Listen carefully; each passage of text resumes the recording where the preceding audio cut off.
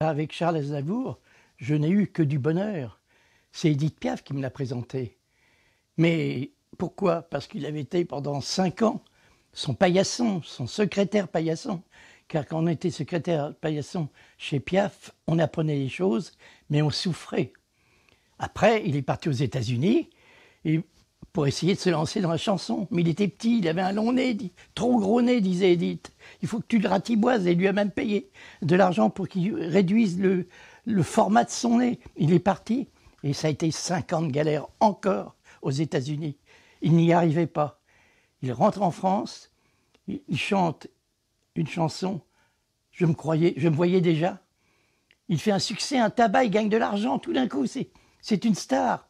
Et il veut pas se venger, mais avec cet argent, il se paye le Carnegie Hall. Et il m'emmène au Carnegie Hall.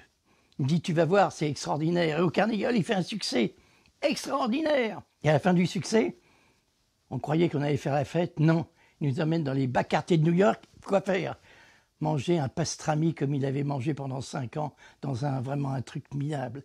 On lui a téléphoné et faxé hier je dis bien, pour faire mon dernier grand reportage avec lui, en vie privée et en vie publique. Et je devais le suivre pendant presque une semaine, et c'était la dernière fois. Pourquoi? Parce que Charles Aznavour est parti, il reste qui? Il reste Charles Dumont, Francis Lay et moi, les derniers dinosaures autour d'Édith Piaf. Mais que de souvenirs, que de grands souvenirs.